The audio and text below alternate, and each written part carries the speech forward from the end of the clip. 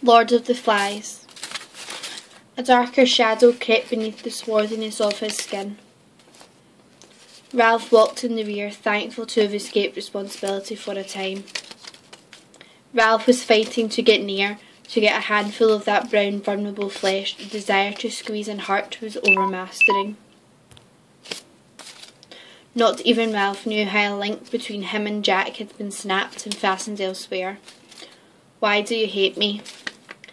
Jack made a rush and stabbed at Ralph's chest with his spear. The mask compelled them. But now I am going to get more of the biggins away from the conch. The conch exploded into 1,000 white fragments. They understood only too well the liberation into savagery that the concealing paint brought. Well, we won't be painted, said Ralph, because we aren't savages.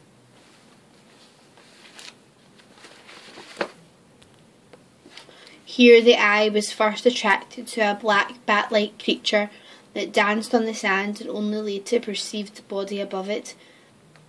The butt was the child's shadow. Then the creature stepped from the mirage onto clear sand, and they saw that the darkness was not at all shadow, but mostly clothing.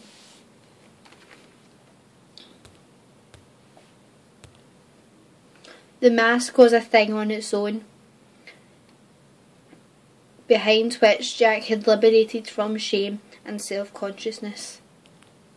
Passions beat about Simon on the mountaintop with awful wings. He accepted a piece of half-raw meat and gnawed it like a wolf. There isn't no fear either, unless you become frightened of people. At first he was a silent effigy of sorrow. The crying went on, sustaining him upright as if he were nailed to it. Roger's arm, conditioned by civilization that knew nothing of him and was in ruins. But a sign came down from the world of grown-ups. You want a real pig, said Robert, still caressing his rump, because you've got to kill him. Use a little one, said Jack, and everybody laughed. Now it was Ralph's turn to flush, but he spoke despairingly out of the new understanding that Piggy had given him. Why do you hate me? Behind the mask of his paint he could look at each of them in turn. The horses. The 7 days' war that put the world to sleep. We listened to our breathing and were afraid. The radios failed. Dead bodies piled on the deck.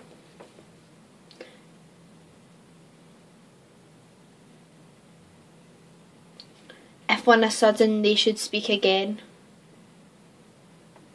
If on the stroke of noon a voice should speak. The old bad world that swallowed its children at one great gulp. The tractors lie about our fields.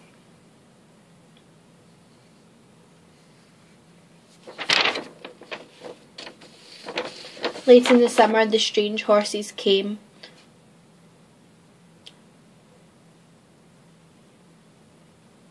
Like a wild wave charging, and were afraid.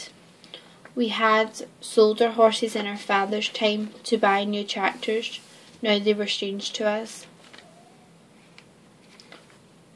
We did not go near them, yet they waited, stubborn and shy, as if they had been sent by an old command to find our whereabouts.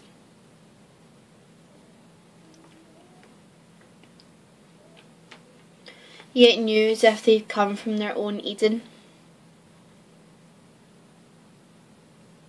Our life is changed, their coming, our beginning.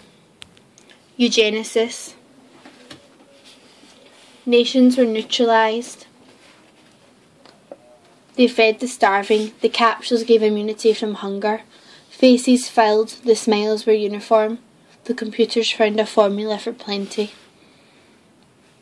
With summer process to our permanence, the sun machine in operation. Synthetics, hearts, machine tool brains, eyes and limbs were all expendable. Immortality came wrapped in polythene. Mind mechanics, They located every hatred, extracted it, and amputated angers. Each idea was sterilised before its issue.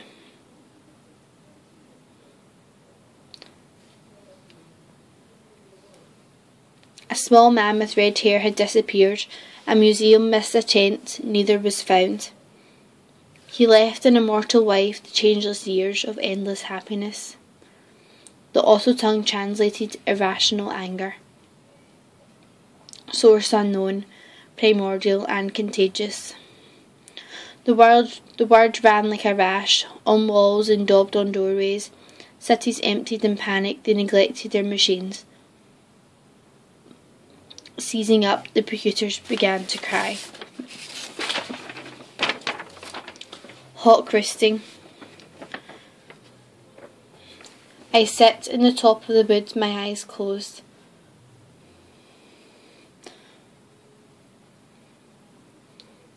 The air's buoyancy and the sun's rays are of advantage to me, and the earth's face upward for my inspection. It took the whole of creation to produce my foot, my each feather. Now I hold creation in my foot. I kill where I please because it is all mine. There is no sophistry in my body. The sun is behind me. Nothing has changed since I began. My eye has permitted no change.